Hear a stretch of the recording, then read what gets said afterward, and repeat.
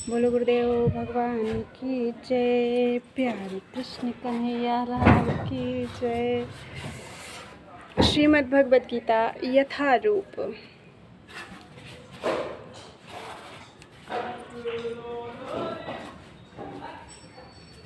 गीतोपनिषद भूमिका चल रही है हमारी। कल हमारा यह अभ्यास भक्ति योग है, श्रीमद् भागवत में कहा गया है। तो यहाँ तक हो गया था। आज है नवधा भक्ति का प्रकरण। क्या है नवधा भक्ति? श्रवणं कीर्तनं विष्णोः स्मरणं पादसेवनम् अर्चनं वन्दनं दास्यं सख्यम् आत्मनिवेदनम्। ये 9 विधियाँ हैं जिनमें स्वरूप सिद्ध व्यक्ति से भगवद गीता का श्रवण करना सबसे सुगम है। तब व्यक्ति भगवत चिंतन की ओर मुड़ेगा। इससे परमेश्वर का स्मरण होगा और शरीर छोड़ने पर आध्यात्मिक शरीर प्राप्त होगा जो परमेश्वर की संगति के लिए उपयुक्त है। भगवान आगे भी कहते हैं,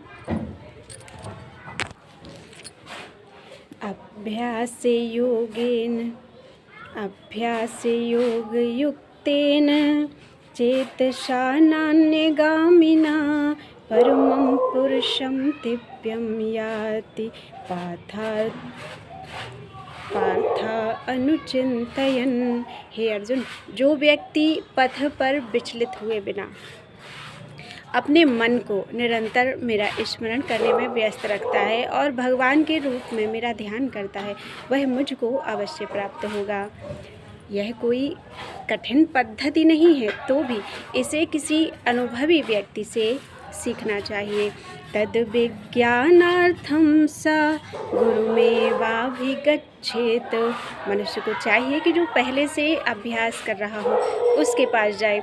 मन सदैव इधर उधर उड़ता रहता है, किंतु मनुष्य को चाहिए कि मन को भगवान श्री कृष्ण के स्वरूप में या स्वरूप पर या उनके नामोच्चारण पर केंद्रित करने का अभ्यास करे।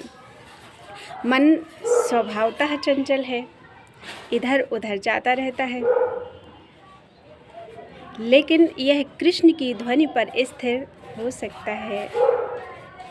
इस प्रकार मनुष्य को परमम पुरुषम अर्थात दिव्य लोक में भगवान का चिंतन करना चाहिए और उनको प्राप्त करना चाहिए। चरम अनुभूति या चरम उपलब्धि के साधन भगवद गीता में बताए गए हैं और इस ज्ञान के द्वार सबके लिए खुले हैं। किसी के लिए रोक टोक नहीं है। सभी श्रेणी के लोग भगवान कृष्ण का चिंतन करके उनके पास पहुंच सकते हैं, क्योंकि उनका श्रवण तथा चिंतन हर एक के लिए संभव है। भगवान आगे भी कहते हैं भगवद गीता में, माहि पार्थिव्यपाश्रित्य ये यपि स्युः पापयोनयः स्त्रियो वैश्यास्तथा शूद्राः ते अपि यान्ति परां गतिं किं पुनर्ब्राह्मणाः पुण्या भक्ता राजर्षयस्तथा अनित्यम् असुखं लोकम् इमं प्राप्य भजस्व माम्। इस तरह भगवान कहते हैं कि वैश्य, पतिता स्त्री या श्रमिक अथवा अधम योनि को प्राप्त मनुष्य भी ईश्वर को पा सकता है। उसे आध्यात्मिक विकसित बुद्धि की आवश्यकता नहीं पड़ती। बात यह है कि जो कोई भक्ति योग के सिद्धांत को स्वीकार करता है और परमेश्वर को जीवन के आश्रय तत्व के रूप में सर्वोच्च लक्ष्य या परम लक्ष्य के रूप में स्वीकार करता है, वह आध्यात्मिक आकाश में भगवान तक पहुंच सकता है। यदि कोई भगवद गीता में बताए गए सिद्धांतों को ग्रहण करता है तो वह अपना जीवन पूर्ण बनाता है और जीवन की सारी समस्याओं का स्थायी हल पाता है।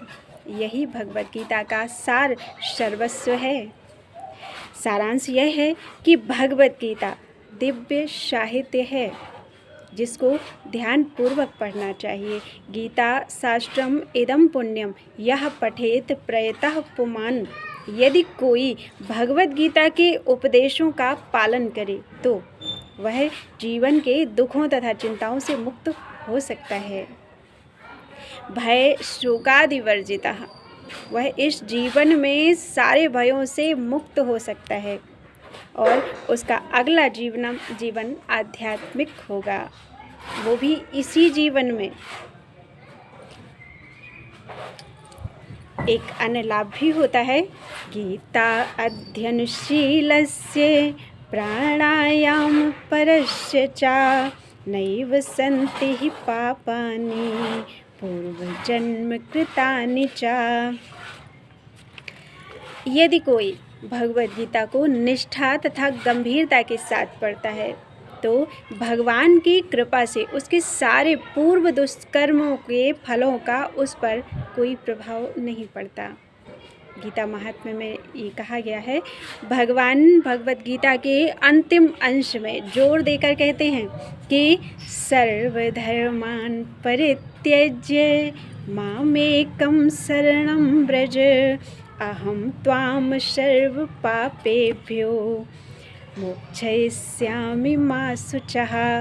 सब धर्मों का त्याग करके एकमात्र मेरी शरण में आ जाओ, एकमात्र भगवान कृष्ण की शरण में आ जाओ, मैं तुम्हें समस्त पापों से मुक्त कर दूंगा। भगवान स्वयं कहते हैं, बार बार कहते हैं, तुम डरो मत। इस प्रकार अपनी शरण में आए भक्त का पूरा उत्तरदायित्व भगवान अपने ऊपर ले लेते हैं और उसके समस्त पापों को क्षमा कर देते हैं। मलिने मोचनं पुंसां जल स्नानं दिने दिने सकृद गीतामृत स्नानं संसार मलनाशनम। मनुष्य जल में स्नान करके नित्य अपने को स्वच्छ कर सकता है, लेकिन यदि कोई भगवत गीता रूपी गंगा जल में एक बार भी स्नान कर ले तो वह भव सागर की मलिनता से सदा सदा के लिए मुक्त हो सकता है, मुक्त हो जाता है। गीता महात्म्य में 3 श्लोक में कहा गया है, और गीताशु गीता कर्तव्या किमन्यैः शास्त्रविस्तरैः या स्वयं पद्मनाभस्य मुखपद्माद् विनिश्रिता। चूँकि भगवत गीता भगवान के मुख से निकली है, अतएव किसी को अन्य वैदिक साहित्य पढ़ने की आवश्यकता ही नहीं रहती। उसे केवल भगवत गीता का ही ध्यानपूर्वक तथा मनोयोग से श्रवण तथा पठन करना चाहिए। वर्तमान युग में लोग सांसारिक कार्यों में इतने व्यस्त हैं कि उनके लिए समस्त वैदिक साहित्य का अध्ययन कर पाना संभव नहीं रह गया है, परंतु इसकी आवश्यकता भी नहीं है। केवल एक पुस्तक भगवत गीता ही पर्याप्त है, क्योंकि यह समस्त वैदिक ग्रंथों का सार है, निचोड़ है, और इसका प्रवचन भगवान ने अपने मुख से किया है, स्वयं अपने मुख से किया है। जैसे कि कहा गया है, भारतामृत सर्वस्वं विष्णुवक्त्राद् विनिश्रितं गीता गंगोदकं पीत्वा पुनर्जन्म न विद्यते। जो गंगा जल पीता है उसे मुक्ति मिलती है, अतएव उसके लिए क्या कहा जाए, जो भगवत गीता का पान अमृत पान करता हो, भगवत गीता का अमृत पान करता हो। भगवत गीता महाभारत का अमृत है और इसे भगवान कृष्ण अर्थात मूल विष्णु ने स्वयं सुनाया है। गीता महात्म्य के 5वें श्लोक में कहा गया है, भगवत गीता भगवान के मुख से निकली है और गंगा भगवान के चरणों से निकली है। निसंदेह भगवान के मुख तथा चरणों में कोई अंतर नहीं है, लेकिन निष्पक्ष अध्ययन से हम पाएंगे कि भगवत गीता गंगा जल की अपेक्षा अधिक महत्वपूर्ण है।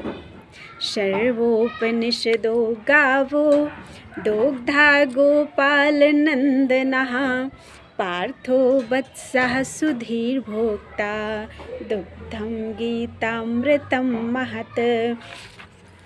यह गीतोपनिषद भगवत गीता जो समस्त उपनिषदों का सार है, गाय के तुल्य है, और ग्वालवाल के रूप में विख्यात भगवान कृष्ण इस गाय को दुह रहे हैं। अर्जुन बछड़े के समान हैं और सारे विद्वान शुद्ध भक्त भगवत गीता के अमृतमय दूध का पान करने वाले हैं। एकम शास्त्रम देवकी पुत्र गीतम, एको देवो देवकी पुत्र एव, एको मंत्रस्य नामानि यानि, कर्माप्य एकम तस्य देवस्य सेवा। आज के युग में लोग एक शास्त्र, एक ईश्वर, एक धर्म तथा एक वृत्ति के लिए अत्यंत उत्सुक हैं। अतएव एकम शास्त्रम देवकी पुत्र गीतम, केवल एक शास्त्र भगवत गीता हो जो सारे विश्व के लिए है। एको देवो देवकी पुत्र एव, सारे विश्व के लिए एक ही ईश्वर हो श्री कृष्ण। एको मंत्रस्तस्य नामानि यानि, और एक मंत्र एक प्रार्थना हो उनके नाम का कीर्तन। हरे कृष्ण कृष्ण कृष्ण हरे हरे, हरे राम राम राम हरे हरे। कर्माप्य एकम तस्य देवस्य सेवा, और केवल एक ही कार्य हो भगवान की सेवा। तो गीतोपनिषद श्रीमद् भगवद गीता में हमारी भूमिका आज पूरी हो गई है और कल से हम अध्याय शुरू करेंगे। बोलो वृंदावन बिहारी लाल की जय।